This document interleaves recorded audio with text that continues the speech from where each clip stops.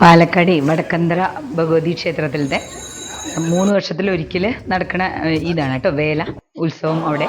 അപ്പോൾ അതിനോടനുബന്ധിച്ചിട്ടുള്ള കുമ്മാട്ടി പരിപാടിയാണിത്. കാണാം.